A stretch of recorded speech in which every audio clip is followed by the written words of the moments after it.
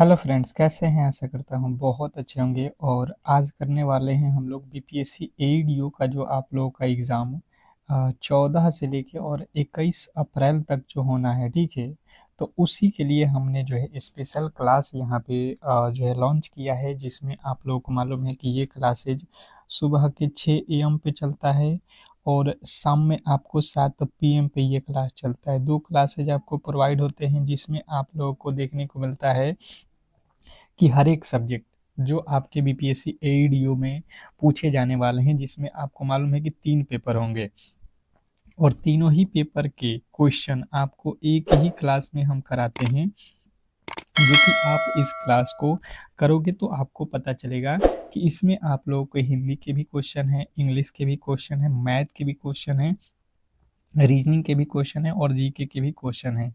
तो कहीं ना कहीं अगर आपको सिलेक्शन लेना है तो ये जो आपके तीनों पेपर है, खास करके मैथ, जीके, जीएस, रीजनिंग, इसमें जो है आप लोगों को सिलेक्शन का जो है यहाँ पे नंबर जोड़े जाएंगे, इसी के कटअप लगेंगे। जबकि हिंदी और इंग्लिश में आपको क्वालिफाई करना है, तो आपको यहाँ पे हम उसी के लेवल के लेकर चल रहे हैं जो आपको सिलेक्शन दिलाएगा। तो नए पैटर्न पे हम लोग इस क्लास को बनाए हुए हैं, तो आप लोग क्लास को अंत तक देखोगे, जो भी मेरे दोस्त इस बार बीपीएससी एईडीओ के एग्ज़ाम देने जा रहे हैं। तो चलिएगा क्लास को स्टार्ट करते हैं।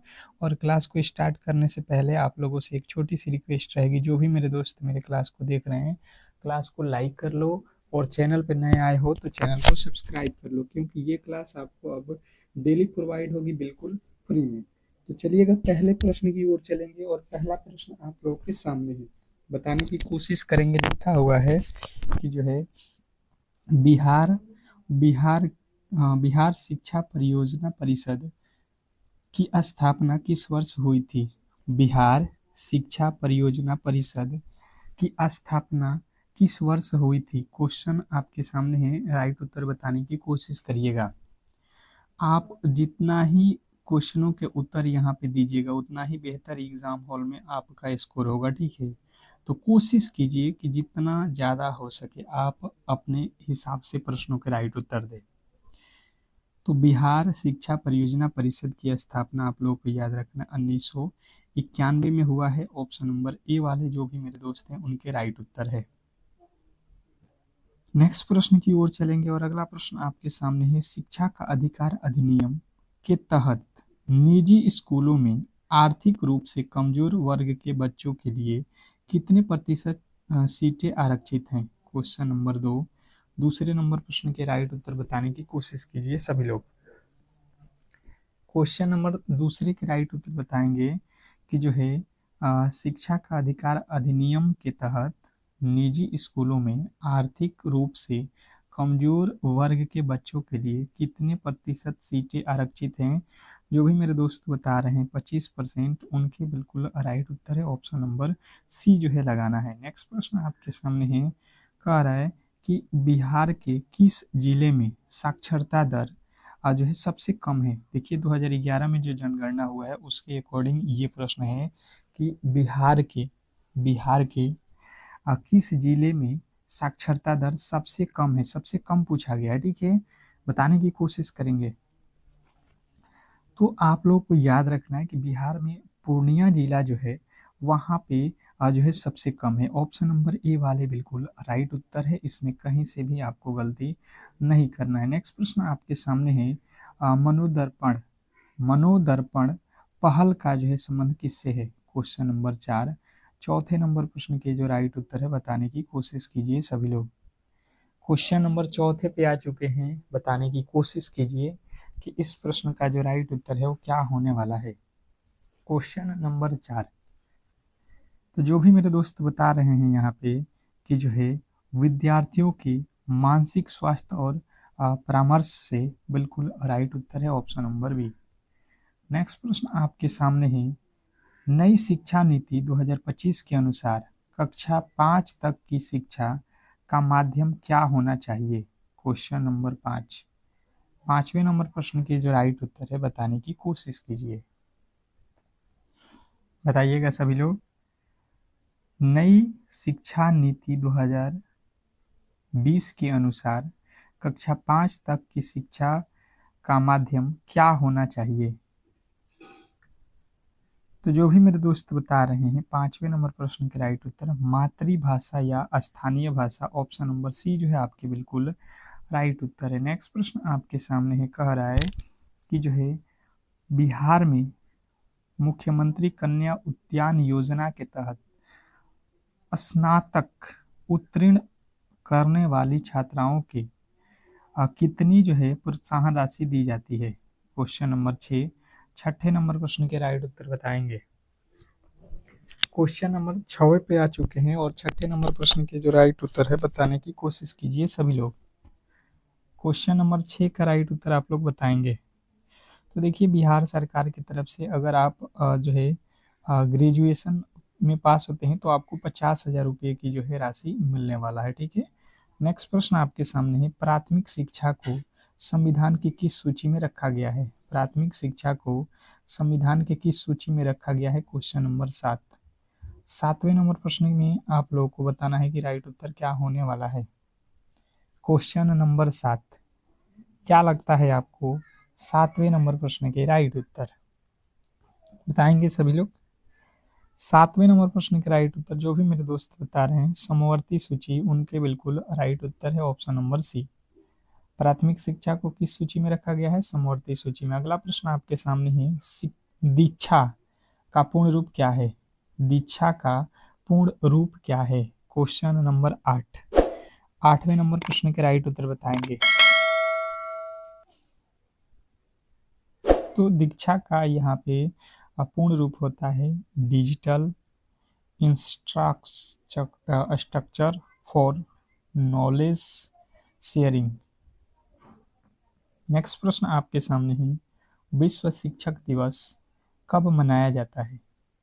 विश्व शिक्षक दिवस कब मनाया जाता है? Question number 9। 9वें नंबर प्रश्न के जो राइट उत्तर है बताने की कोशिश कीजिए सभी लोग। विश्व शिक्षा दिवस कब मनाया जाता है? Question number 9। मुझे लगता है सभी लोग यहाँ पे राइट उत्तर जाएंगे 5 अक्टूबर। भाई साहब 5 अक्टूबर। 5 सितंबर भारत में है राष्ट्रीय शिक्षक दिवस। ठीक है।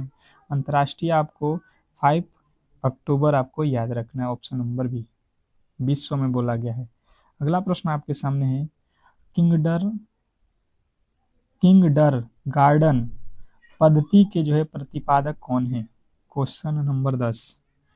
10वें नंबर प्रश्न के राइट उत्तर बताने की कोशिश कीजिए। क्वेश्चन नंबर 10, किंडर गार्डन पद्धति के जो है प्रतिपादक कौन है? तो जो भी मेरे दोस्त बता रहे हैं यहाँ पे फ्रोबेल, उनके बिल्कुल राइट उत्तर है ऑप्शन नंबर बी फ्रोबेल। जिन्होंने बी को चुना उनके बिल्कुल राइट उत्तर है। नेक्स्ट प्रश्न देखिएगा। अगला प्रश्न देखिए आप लोगों के सामने कह रहा है कि बिहार के किस स्थान पर आईआईटी स्थित है? बिहार के किस स्थान पर आईआईटी स्थित है बताने की कोशिश कीजिए। Question number 11। 11वें नंबर प्रश्न के राइट उत्तर बिहार के किस स्थान पर आईआईटी स्थित है? तो जो भी मेरे दोस्त बता रहे हैं कि जो है बिहटा पटना में जो है आप लोग का है बिल्कुल ऑप्शन नंबर ए। नेक्स्ट प्रश्न, अगला प्रश्न आपके सामने है, शिक्षा के क्षेत्र में आईसीटी का क्या अर्थ है? शिक्षा के क्षेत्र में आईसीटी का अर्थ क्या है? Question number 12। 12वें नंबर प्रश्न के राइट उत्तर बताने की कोशिश कीजिए सभी लोग। क्वेश्चन नंबर 12 बताएंगे सभी लोग। शिक्षा के क्षेत्र में आईसीटी का अर्थ क्या है? तो जिन्होंने बताया है यहाँ पे कि जो है option number A information and communication technology, option number A आप लोगों का बिल्कुल राइट उत्तर है। अगला प्रश्न आपके सामने है, बुद्धि लब्धि यानी आईक्यू शब्द का प्रयोग सबसे पहले किसने किया था? बुद्धि लब्धि शब्द का उपयोग सबसे पहले किसने किया था? 13वें नंबर प्रश्न के राइट उत्तर जो भी मेरे दोस्त बता रहे हैं यहाँ पे कि जो है option number A William stern, उनके बिल्कुल राइट उत्तर है। आईक्यू शब्द का प्रयोग सबसे पहले विलियम स्टर्न ने किया है। नेक्स्ट प्रश्न आपके सामने है कि बिहार में शारदा सिन्हा का संबंध मुख्य रूप से किस क्षेत्र से था? बिहार में शारदा सिन्हा का संबंध मुख्य रूप से किस क्षेत्र से है? Question number 14। 14वें नंबर प्रश्न के राइट उत्तर बताने की कोशिश करेंगे। बहुत बहुत बेहतरीन प्रश्न है और यही क्लास आपको सिलेक्शन दिलाएगा, ठीक है। तो जो भी मेरे दोस्त यहाँ पे लोक संगीत बता रहे हैं ऑप्शन नंबर बी, उनके 100% सही उत्तर है, इसमें कहीं से भी आपकी डाउट नहीं होना चाहिए। नेक्स्ट प्रश्न आपके सामने है, मिड डे मील योजना भारत में सबसे पहले किस राज्य में शुरू की गई थी? मिड डे मील योजना भारत में सबसे पहले किस राज्य में शुरू की गई थी? बताने की कोशिश कीजिए सभी लोग। Question number 15। 15वें नंबर प्रश्न के राइट उत्तर क्या होने वाला है? तो जो भी मेरे दोस्त बता रहे हैं कि मिड डे मील शुरू करने वाला सबसे पहला जो है यहाँ पे राज्य है ये तमिलनाडु है। ऑप्शन नंबर सी जो है आपके बिल्कुल राइट उत्तर है। नेक्स्ट प्रश्न आपके सामने है कि दो संख्याओं का अनुपात 3:4 है और इनका लघुत्तम समापवर्तक 120 है, तो इन संख्याओं का जो है योग क्या होगा? Question number 16। 16वें नंबर प्रश्न के जो राइट उत्तर है बताने की कोशिश कीजिए। क्वेश्चन नंबर 16 क्या लगता है आपको? 16वें नंबर प्रश्न के राइट उत्तर बताना है।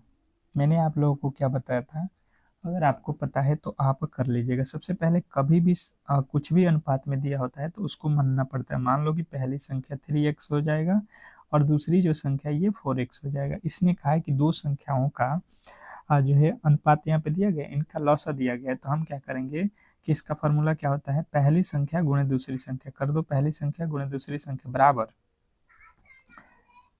एलसीएम गुणे एचसीएफ। एचसीएफ हमें पता नहीं है, यही निकालना है। नहीं, हमें इन दोनों संख्याओं का योग निकालना है, तो हमें तो एचसीएफ से बहस नहीं है ना। यहाँ पे एलसीएम दिया है तो हम एलसीएम निकाल दिए। दोनों संख्याओं का एलसीएम निकालो भाई साहब। यहाँ पे हम यहाँ पे क्या करेंगे कि जो है 3x पहली संख्या मान लेते हैं और एक है 4x, इसका एलसीएम निकालो। एलसीएम कितना आएगा? तो देखिए इन दोनों में x कॉमन है तो x हो जाएगा और 4×3 = 12, यानी कि 12x इसका एलसीएम होगा। हम लोग कर रहे हैं, ये कर रहे हैं नहीं भाई साहब, 120 होगा। यहाँ से काट दो, x का वैल्यू कितना हो जाएगा 10, अर्थात संख्या कितना हो जाएगा, अर्थात 10 में 3 से गुणा करोगे, x का वैल्यू 10 है, 3 10 3 30 और यहाँ पे कितना हो जाएगा 4x, x का वैल्यू 10 10 चौके 40। आप योग कर दो, बोला है योग, दोनों संख्याओं का योग। योग मतलब क्या होता है, जोड़, अर्थात 30 और 40 का योग हमें करना है। 30 और 40 कितना होता है 70। आप आसानी से समझ गए होंगे, आप आसानी से समझ गए होंगे। नेक्स्ट प्रश्न, अगला प्रश्न आपके सामने है कि 2500 रुपये पर 10% वार्षिक चक्रवृद्धि ब्याज की दर से 2 वर्षों का मिश्रधन क्या होगा? मिश्रधन का मतलब होता है कि जो हमने पैसा जो ये 2500 रुपये लगाया है प्लस 2 वर्षों में यहाँ पे जो ब्याज हम देंगे वो मिला के होता है मिश्रधन। अब इसको यहाँ पे आप सॉल्व कर लो बिल्कुल आसान तरीके से, जैसे कि यहाँ पे दे रहा है 2 वर्षों का है, तो यहाँ पे देखो फ्रैक्शन वैल्यू निकाल लो। 10% का अर्थात होता है 10/100, यहाँ से काटोगे 1/10। फ्रैक्शन वैल्यू हो गया आपको पता, मतलब अगर आपके पास 10 रुपया है तो अगले साल 11 रुपया हो जाएगा, अगर 10 रुपया है तो अगले साल कितना हो जाएगा 11 रुपया। 2 वर्षों का है, गुणा कर दो, यहाँ पे 100 हो जाएगा और यहाँ पे 121 हो जाएगा, अर्थात 100 वाली सामान कितना में आपको मिलेगा 2 वर्षों बाद? 100 रुपया अगर है आपके पास तो 2 वर्षों में हो जाएगा 121 रुपया। हमें यहाँ पे ब्याज कितना मिला है, 100 से 121 होने में 21% का ब्याज है ना, कितना हो रहा है 21%। हम क्या करेंगे यहाँ से 21% का वैल्यू निकालेंगे, कितना है यहाँ पे 2500। 2500 रुपये का 21%, 21/100, ये 2 जीरो से ये 2 जीरो कट गया, 21 में 5 से 21 25 105, 21 दूना 42, 42 और आपके 10 52, 52 यही होगा। अब ये कितना है हमारे पास 2500, ये आपको जोड़ देना है 2500 रुपया, यहाँ पे जोड़ लो कितना हो जाएगा, ये हो जाएगा 5203। देख लो कहाँ पे है आपके ऑप्शन नंबर बी। बिल्कुल राइट उत्तर है। सिंपल तरीके से आपने इस प्रश्न को समझ लिया होगा। मुझे नहीं लगता है कि गलती की गुंजाइश किसी भी एंगल से आप करने वाले हो। नेक्स्ट प्रश्न की ओर चलेंगे और अगला प्रश्न आपके सामने है 18वें नंबर प्रश्न की। एक गोले की त्रिज्या 7 सेमी है, इनका जो है आयतन क्या होगा? एक गोले की त्रिज्या जो है 7 सेमी है, इसका जो है आयतन क्या होने वाला है? Question number 18। 18वें नंबर प्रश्न के राइट उत्तर बताने की कोशिश कीजिए सभी लोग। क्वेश्चन नंबर 18, 18वें नंबर प्रश्न के राइट उत्तर क्या होने वाला है? सबसे पहले आप देखोगे यहाँ पे कि गोले के आयतन होता क्या है। गोले के आयतन बराबर होता है 4/3 पाई आर क्यूब। यहाँ से 4/3 पाई का वैल्यू हो जाएगा 22/7 और आर का वैल्यू कितना है? 7। कितने बार लिखना पड़ेगा? 3 क्यू है तो यहाँ पे 7। ये 7 से ये 7 कट जाएगा। अब देखो यहाँ पे आपको आपको 4 22 7 7 गुणा करो, बट्टे में 3 करो। यहाँ पे थोड़े से कैलकुलेशन वाला ये प्रश्न है और खास करके आपको एग्जाम हॉल में एक आध दो प्रश्न कैलकुलेशन वाला मिलेगा। तो इसका जो राइट उत्तर हो जाएगा, आप भाग दीजिएगा 22 × 4 × 7 × 7 करिएगा और उसमें 3 से भाग दीजिएगा तो आपका मिलेगा 1437.33 घन सेमी। ऑप्शन नंबर बी जो है आपका बिल्कुल राइट उत्तर है। नेक्स्ट प्रश्न आपके सामने है, कह रहा है कि 19वां नंबर प्रश्न 2.5 प्लस 0.05 × 10 माइनस 1.5 का मान क्या होगा? Question number 19। 19वें नंबर प्रश्न के जो राइट उत्तर है बताने की कोशिश कीजिए सभी लोग। क्वेश्चन नंबर 19 पे आ चुके हैं। 19वें नंबर प्रश्न के जो राइट उत्तर है बताने की कोशिश कीजिए सभी लोग। क्या लगता है आपको इस प्रश्न का राइट उत्तर?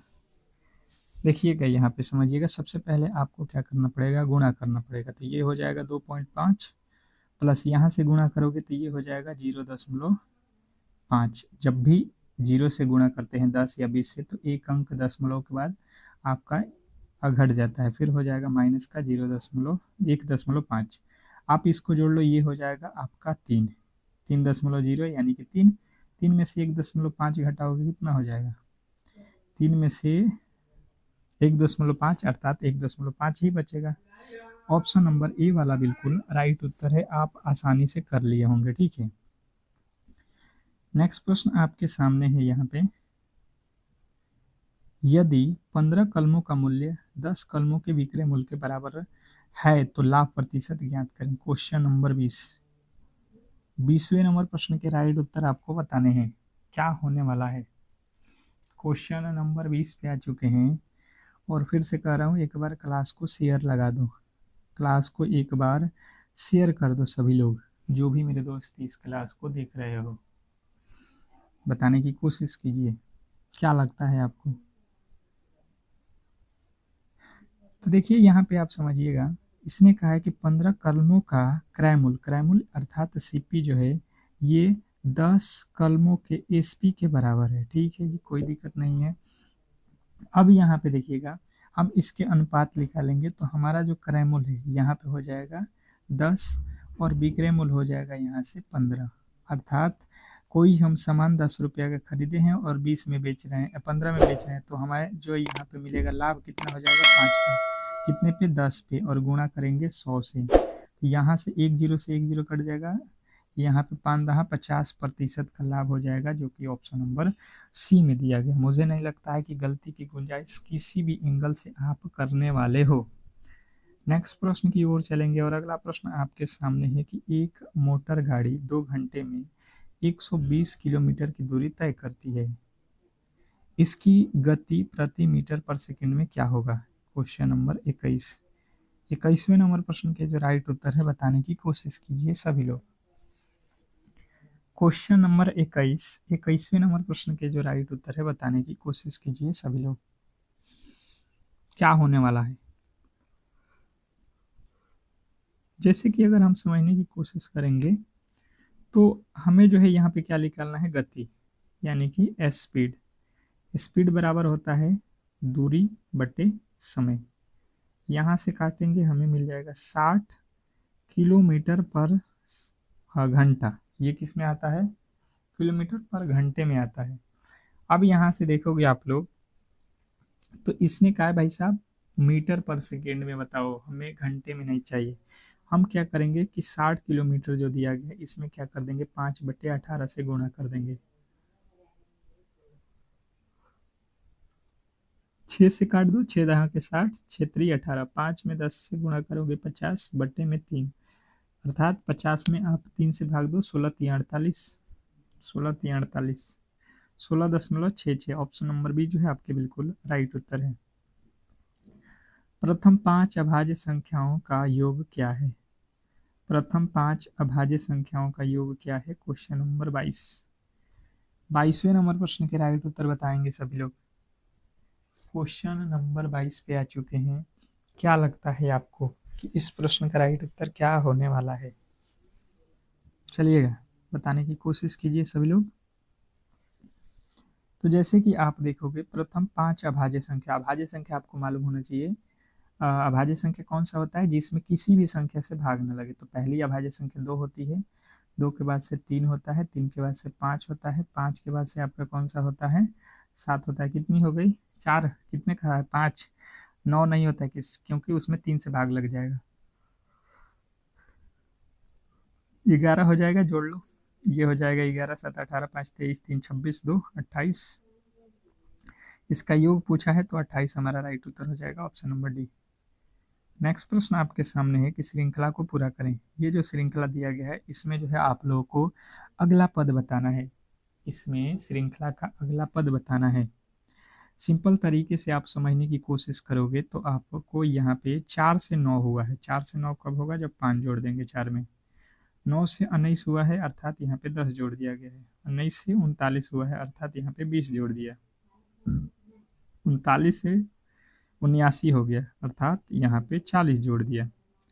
तो इसके आगे हम कितना जोड़ेंगे? देखो, 5 से 10 2 गुना, 10 से 20 2 गुना, 20 से 40 2 गुना, 40 में 2 से गुना करेंगे 80 हो जाएगा। अब जोड़ लो, ये हो जाएगा 9 और 7 और 8, 7 8 15। 159 जो है आपके बिल्कुल राइट उत्तर है, ऑप्शन नंबर बी। नेक्स्ट प्रश्न आपके सामने है, यदि रेड को ये लिखा जाता है तो ग्रीन को क्या लिखा जाएगा? बताइएगा। Question number 24। 24वें नंबर प्रश्न के राइट उत्तर बताने की कोशिश कीजिए सभी लोग। यदि रेड को ये लिखा जाता है तो ग्रीन को क्या लिखा जाएगा? क्या लगता है आपको? 24वें नंबर प्रश्न के राइट उत्तर आपके अकॉर्डिंग दिमाग लगाओ। थोड़े से जो है दिमाग लगाने की आवश्यकता है। अगर आप समझोगे तो आर होता है 18 पे, ई होता है 5 पे, डी होता है 4 पे। ऐसा तो है नहीं। अगर हम देखेंगे यहाँ पे 2 जोड़ देते हैं तो ये हो जाएगा 20। इसमें भी 2 जोड़ देते हैं तो ये हो जाएगा 7 और इसमें 2 जोड़ देते हैं ये हो जाएगा 6। देखिए यहाँ पे लिखा गया है, यही लिखा हुआ है, पहले 6 लिख दिया है, फिर 7, फिर 20, इसको पलट दिया है। ठीक है, देखिए आपको समझ में आ गया होगा बात क्लियर। अब वही काम कर दो आप। यहाँ पे क्या करो, हम डायरेक्ट ही उल्टा लिखते हैं। ठीक है, इसने क्या किया है, आर 18 2 20 कर दिया, ई 5 2 7 और डी को पहले लिखा है। हम क्या करेंगे, एन को पहले लिखेंगे, लास्ट में एन 14, 14 में 2 जोड़ देंगे 16 हो जाएगा। ठीक है जी। फिर आपका ई है, ई 5 2 7, 5 2 7, आर 18 2 20। यहाँ पे 17 कैसे हो जाएगा भाई साहब? यहाँ पे 17 कैसे हो जाएगा भाई साहब? 7 7 होगा, ऑप्शन नंबर जो कि बी में दिया गया है। तो आगे बढ़ाने की भी आवश्यकता नहीं है, आपके राइट उत्तर ऑप्शन नंबर बी। नेक्स्ट प्रश्न की ओर चलेंगे और अगला प्रश्न आपके सामने है, विषम शब्द को चुने। क्या करना है आपको? विषम शब्द को चुनना है। विषम मतलब होता है अलग, अर्थात जो आपको 4 ऑप्शन दिए गए हैं उसमें से 3 एक जैसे हैं और एक अलग है। जो अलग है वही हमारा राइट उत्तर है। जो अलग है वही हमारा राइट उत्तर है। तो अलग कौन सा है, आइए समझ लेते हैं। सबसे पहले दिया पटना, लखनऊ, रांची, इंदौर। तो अगर आप समझने की कोशिश करोगे तो देखिए, पटना बिहार की राजधानी है, लखनऊ उत्तर प्रदेश की, रांची झारखंड की, पर यहाँ पे इंदौर क्या है, एक शहर है जो कि मध्य प्रदेश में पड़ता है। तो अलग कौन सा हो गया, जो है आप लोग का इंदौर। ये किसी भी राज्य की राजधानी नहीं है, जबकि ये तीनों क्या है, किसी राज्य की राजधानी है। तो अलग जो है आपका ऑप्शन नंबर डी। नेक्स्ट प्रश्न आपके सामने है, यदि P का अर्थ भाग, Q का अर्थ गुणा, R का अर्थ जोड़ और S का अर्थ घटाव, तो इसके जो है मान आप लोगों को निकालने हैं। क्वेश्चन नंबर 26वें नंबर प्रश्न के जो राइट उत्तर है बताने की कोशिश कीजिए। क्वेश्चन नंबर 26 क्या लगता है आपको? 26वें नंबर प्रश्न के राइट उत्तर तो देखिए बिल्कुल सिंपल सा लॉजिक है, आपको जो कहा गया है उतना ही करो। 18 क्यू का अर्थ क्या है यहाँ पे गुणा, तो गुणा लिखो 12। फिर पी का अर्थ क्या है यहाँ पे भाग, तो भागा लिखो 4। फिर आर का अर्थ क्या है यहाँ पे देख लो जोड़, तो जोड़ लिखो 5। एस का अर्थ है घटाओ, तो घटाओ लिखो 6। यहाँ से भाग दे दो, कितना हो जाएगा आपका 4 तिया 12 प्लस 5 माइनस 6। यहाँ पे 18 तिया 54 प्लस के 5 और माइनस का 6, 54 5 59, 59 में से 6 जाएगा, 59 में से 6 जाएगा 53 जो है आपके बिल्कुल राइट उत्तर है, ऑप्शन नंबर ए। नेक्स्ट प्रश्न की ओर चलेंगे और अगला प्रश्न आपके सामने है कि एक तस्वीर की ओर इशारा करते हुए सुरेश ने कहा, वह मेरे दादाजी के इकलौते बेटे की इकलौती बेटी है। सुरेश का उस लड़की से क्या संबंध है, बताइएगा। सबसे पहले आप समझो कि ये सुरेश, आप खुद को समझो तभी प्रश्न आपको बनेगा।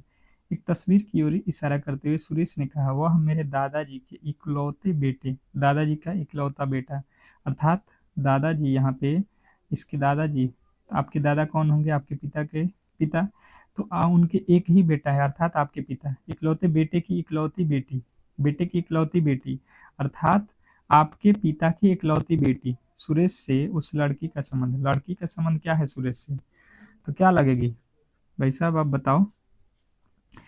उस लड़की से, तो लड़की से, लड़की का सुरेश क्या लगेगा? आपके पिता के एक लड़की है और आप एक लड़का हो, तो आपकी वो क्या लगेगी? आपका वो उसका आप क्या लगोगे? भाई लगोगे, आपकी वो बहन है। ऑप्शन नंबर बी जो है बिल्कुल राइट उत्तर है। नेक्स्ट प्रश्न आपके सामने है, लुप्त पद ज्ञात कीजिए। लुप्त पद ज्ञात करना है, बताएंगे यहाँ पे। सबसे पहले आप देखो यहाँ पे लिखा है बी डी एफ, मतलब बी होता है 2 पे, डी होता है 4 पे, एफ होता है 6 पे, दो दो जोड़ रहा है, तो आप 8 लिख दो। 8 पे कौन सा अक्षर होता है? H, H 8। ऑप्शन आपको देख लेना है H 8, option number B. Next प्रश्न आपके सामने है, कह रहा है कि यदि किसी कूट भाषा में वाटर को ये लिखा जाता है तो फायर को क्या लिखा जाएगा? यदि किसी कूट भाषा में वाटर को लिखा गया है तो हमें पूछ रहा है फायर को क्या लिखा जाएगा। हम सिंपल तरीके से चलेंगे। और डब्लू को लिखा है भी, डब्लू होता है 23 पे, भी होता है 22 पे, एक घटा दिया। ए को लिखा है जेड -1, टी से पहले एस होता है -1, ई से पहले डी होता है -1, सब आर को आर लिखा है, अर्थात यहाँ पे आपको सेम रख दिया। आप वही काम कर दो। आप भी एफ से एक माइनस करोगे क्या हो जाएगा? ई, आई से एक माइनस करोगे जी, और आर से पहले, आर से पहले एस, आर से पहले क्या होता है? आर से पहले क्यूब, ई से पहले डी। कहाँ पे दिया गया है आप देख लो, ऑप्शन नंबर ए। नेक्स्ट प्रश्न आपके सामने है, घड़ी की सुइयां 12 घंटे में कितनी बार एक दूसरे को जो है संपादित करती हैं? घड़ी की सुई होती है 12 घंटे में एक दूसरे को कितनी बार काटती है? तो 12 घंटे में आपको याद रखना है 11 बार। कितनी बार? 11 बार आपको याद रखना है ये। नेक्स्ट प्रश्न आपके सामने है कि जो है बिहार के किस प्रसिद्ध व्यक्ति को बिहार केसरी के नाम से जाना जाता है? बिहार केसरी के नाम से किसे जाना जाता है? ये प्रश्न आप लोगों से पूछा गया है। 31वें नंबर प्रश्न का राइट उत्तर आप लोग को याद रखना है डॉक्टर श्री कृष्ण जो है सिंह, आपके ऑप्शन नंबर बी जो है बिल्कुल राइट उत्तर है। नेक्स्ट प्रश्न आपके सामने है, कह रहा है कि नालंदा विश्वविद्यालय को किसने जो है नष्ट किया? नालंदा विश्वविद्यालय को किसने नष्ट किया? तो आप लोग को याद रखना है कि नालंदा विश्वविद्यालय को जो है बख्तियार खिलजी जो है आपके बिल्कुल राइट उत्तर है, ऑप्शन नंबर बी। नेक्स्ट प्रश्न आपके सामने है कि भारतीय संविधान के किस अनुच्छेद में ग्राम पंचायत के जो है संगठन उल्लेखित है? ग्राम पंचायत जो है संगठित का उल्लेखित है, क्वेश्चन नंबर 33। भारतीय संविधान के किस अनुच्छेद में है? तो आपको बताना है आर्टिकल 40 में है, ऑप्शन नंबर बी जो है आपके बिल्कुल राइट उत्तर है। अगला प्रश्न है कि रक्त का थक्का जमने में कौन सा विटामिन सहायक है? रक्त का थक्का जमने में कौन सा विटामिन सहायक है, बताइएगा। तो विटामिन के जो है आपके बिल्कुल राइट उत्तर है। नेक्स्ट प्रश्न आपके सामने है, बिहार में 1857 की क्रांति का नेतृत्व करने वाले कुंवर सिंह का देहांत कब हुआ था? बिहार में 1857 की क्रांति का नेतृत्व करने वाले कुंवर सिंह का देहांत कब हुआ था? तो जो भी मेरे दोस्त बता रहे हैं 26 अप्रैल 1858 बिल्कुल राइट उत्तर है। नेक्स्ट प्रश्न आपके सामने है, वायुमंडल की सबसे निचली परत को क्या कहते हैं? वायुमंडल की सबसे निचली परत को क्या कहा जाता है? Question number 36।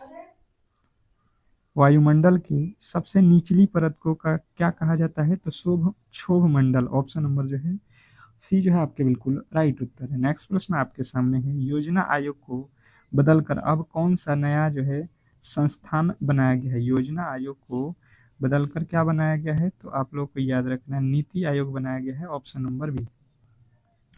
अगला प्रश्न है, रॉकेट किस सिद्धांत पे कार्य करता है? रॉकेट जो है रॉकेट ये किस सिद्धांत पे कार्य करता है? तो ये जो है संवेग संरक्षण के सिद्धांत पे कार्य करता है। नेक्स्ट प्रश्न आपके सामने, बिहार में कुल कितने जो है नगर निगम हैं? बिहार में कुल जो है नगर निगमों की संख्या कितनी है? तो बिहार में टोटल जो है नगर निगमों की संख्या है 19। नेक्स्ट प्रश्न आपके सामने है कि बिहार में कुल कितने जो है नगर निगम है? ये तो रिपीटेड हो गया भाई साहब, 19। तो इस तरीके से जो है आज के हम लोग क्लास को यहाँ पे समाप्त करेंगे। ठीक है, अगर आपको ये क्लास अच्छा लगा है तो प्लीज़ आप लोग क्लास को लाइक करके चैनल को सब्सक्राइब करके रख लो। मिलते हैं हम लोग एक बहुत बेहतरीन क्लास के साथ, तब तक के लिए धन्यवाद।